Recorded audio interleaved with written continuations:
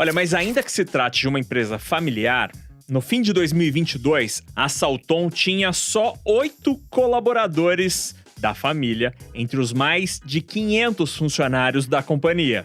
Essa participação familiar, digamos, pontual nos negócios, o business também identificou nessas outras 10 empresas que você está vendo na tela. Todas elas são familiares e também têm ações na Bolsa de Valores. Mas das 10, só 3 têm CEOs que são parentes do fundador da empresa. Nesse caso, a gente está falando de CSN, Magazine Luiza e Energisa. Enquanto isso, os presidentes das outras 7 companhias familiares são todos de fora da família. Aí você pode até se perguntar, poxa, mas será que então as famílias que são donas dessas grandes empresas não estão muito preocupadas com essa história de sucessão? Ou será que essas famílias estão vendo o futuro do patrimônio por outro ângulo? É o que o advogado Carlos Portugal Gouveia responde pra gente a partir de agora.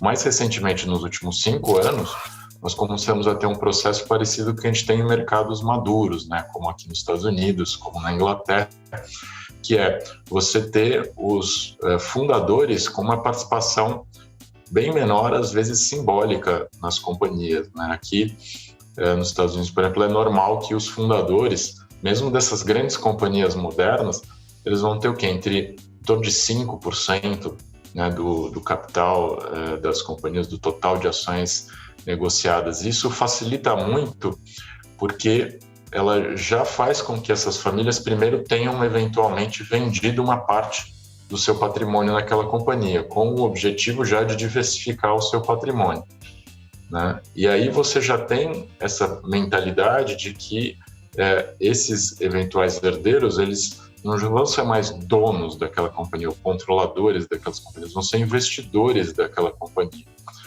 E aí, eventualmente, você já consegue, num momento prévio, já criar uma estrutura para a família, que eventualmente a gente chamaria de um family office, né? Uma estrutura no qual a família vai operar como se fosse um fundo de investimento.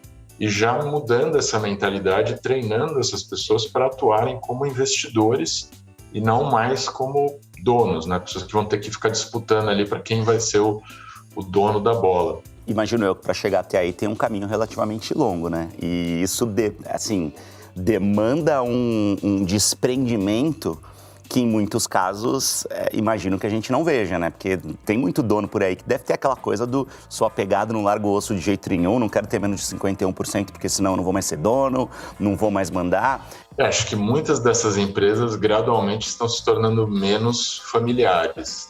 Então aquele apego, aquela percepção, né, que se tinha no passado em relação aos negócios acabam se perdendo. E aí é interessante que, realmente, no passado a gente tinha essa ideia meio dinástica, né, dessas famílias com enorme patrimônio.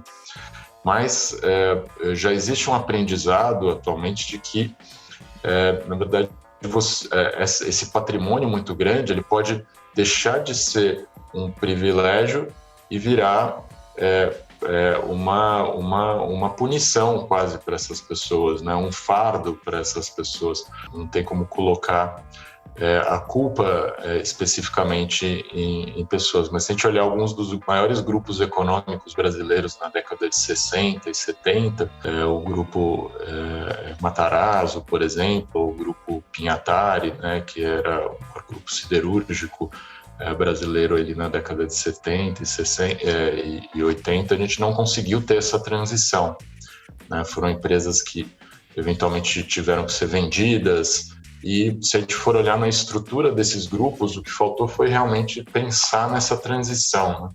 Por quê? Porque eventualmente a pessoa nunca nasceu com qualquer tipo de talento para desenvolver atividade empresarial, e às vezes é imputado a essa pessoa, muitas vezes a filha primogênita, o filho primogênito, o papel de ocupar essa posição.